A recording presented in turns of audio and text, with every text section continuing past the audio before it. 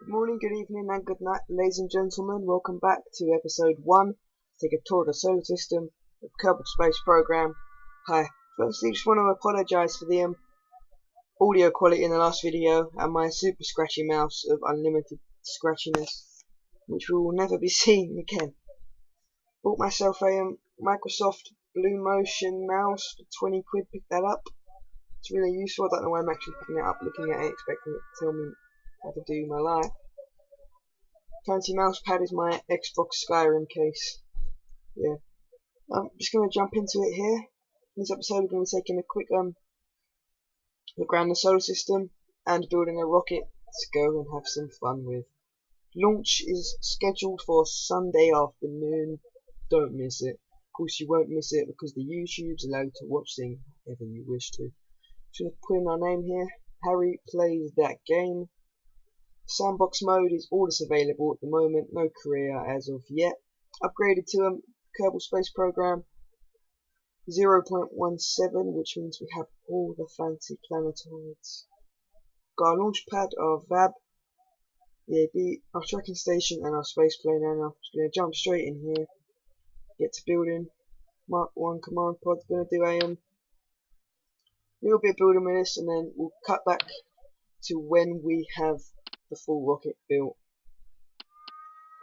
As you can see here, just grabbing a little parachute on top of there. Perfect. And a stack decoupler. It's in there. There it is. Okay, this is our atmospheric re-entry stage, which our brave astronaut will sit in. This is our gyroscopics, our SAS module, providing us with extra torque for when there's no thing. So, see guys, in a minute, I'm just going to build this quickly. Okay, and welcome back guys. Spent a little bit of time building here, just putting on some final touches to the beauty that is this rocket. These are some slow rocket boosters being tied onto the ascent stage now. This is what's going to get us off the ground initially, then that stage will kick in and push us for a exo-atmospheric flight where the stage. So these are our 3 main engines for the lift. Then just above, you can just see the top of the screen there. That's the engine for our orbital insertion stage. Then we have our orbital stage and the orbiting stage. Again, these are a little bit lower. They look better lower. Not gonna lie, they're a little bit small. These sorry rockets. So yeah, just gonna attach some fancy nose cones to here because they look beautiful. Don't they look beautiful? No, they don't really. And then avionics package. This is like an SAS module, but it will use parts of your ship and try to keep you flying in a straight line. Like, if you differ from your course, it won't matter, it will just want to lock you in a straight line. Yeah, you understand? Even if you don't, good. Just going to add some of these separation rockets called the Septron. They're basically little rockets that push things that shouldn't be near you away from you. I've completely turned this in the wrong direction now, just spamming that button trying to fix that issue. And of course only 3 attached, so we need to attach another 3. Obviously still put them on the wrong way. Yeah, I'm the best player ever, in case you realise now. I'm clearly not. Yeah, close enough. So yeah, this is our winter rocket, getting a nice little zoom here. Just checking the staging, moving those Septrons to their correct staging. You don't want them firing initially, they'll just be both doing nothing then, won't they? Because the parts are still attached. Actually going to name this one, guys. I'm just going to leave it Untitled Spacecraft, I promise. Just attaching. What am I doing then?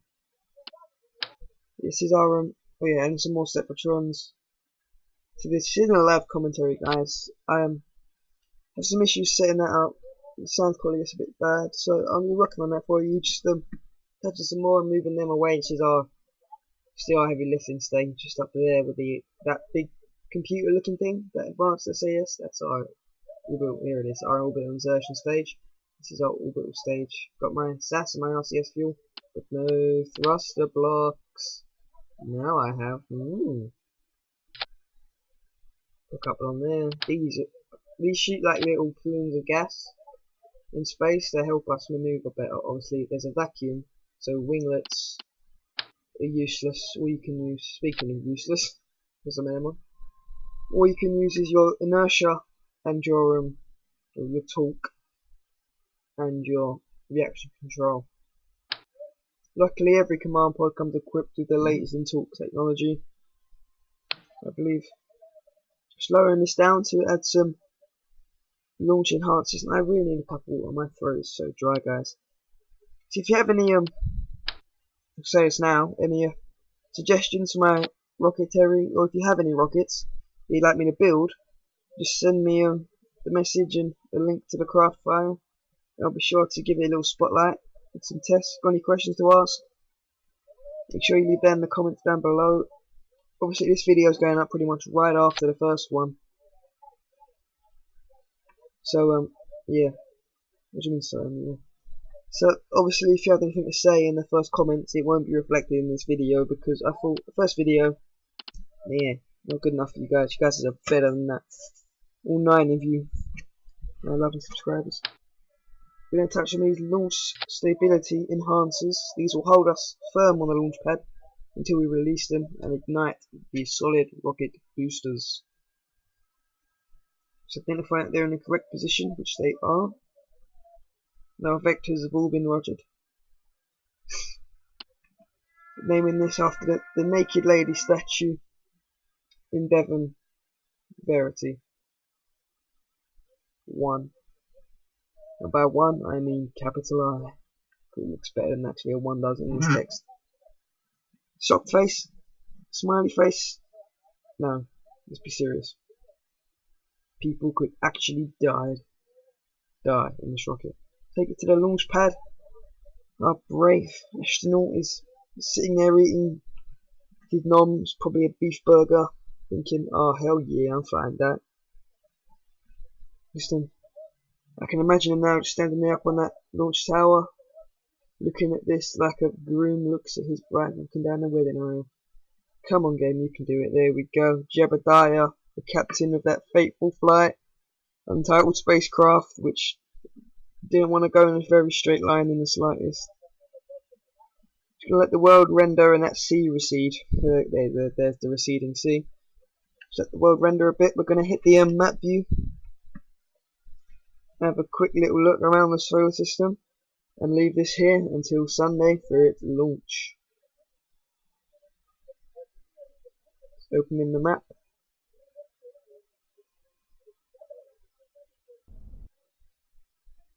Here we go. This is our lovely planet Kerbal. This is our little system here ourselves. Wonderful us. Birth analog there. In case you didn't realise. There's our moon. Pretty close. And there's that little weirdo Minmus years away. Or not actually years away. Here we go. The solar system. There's Moho.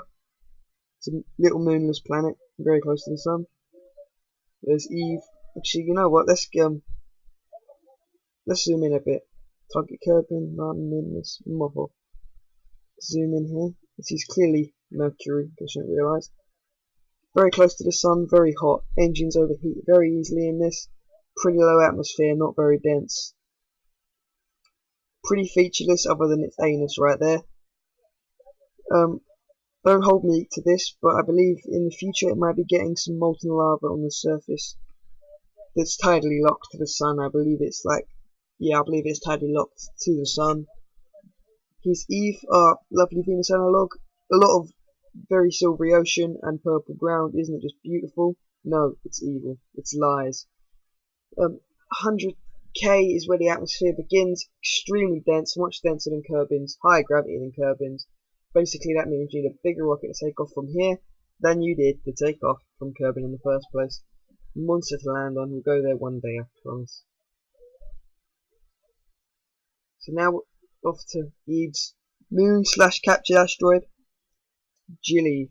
Very low gravity. I believe I was watching Scott Manley, and he had a orbital speed of 4.6 meters per second. I'm pretty sure I can run at 4.6 meters a second, but I ain't a fast guy. Yeah, that's Jilly. Pretty horrible. Had some problems with the terrain. There's Duna, the Mars analog. Beautiful, massive polar ice caps, and just it's beautiful.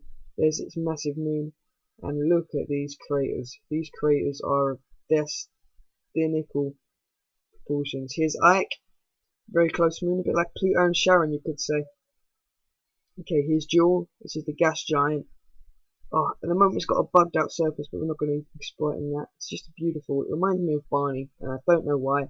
Because Barney's a purple dinosaur, not a green gas giant in Kerbal Space Program.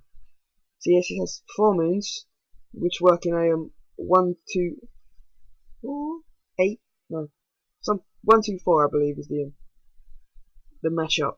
So here's Leif. Once you think, hang on, it's got water on it, a bit like Kerbin. Yes, it is. Even jet engines work. Val here.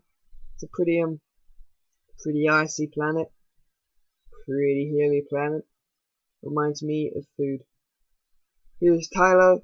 It is a golf ball. But it reminds me of food. I mean like one of those melons, cantaloupe melons. That's the one. Bop. A captured asteroid. And oh my god, it's the sun. It blinds me. Back to Verity 1. Over to mission control now. Just clearing Jebediah Kerman. This is obviously just not actually even going to launch. This is just a little preparing. They're going to do a just testing the systems. SAS is online. Throttle systems are online. Jebediah Kerman is definitely on the line. At least his life is. Stands 90 meters. Pretty tall rocket. Just going to do some preemptive sound changes because rockets in Kerbal Space Program are extremely loud monsters invented by the devil to murder us in our sleep. Apply that straight up. I should never do that again.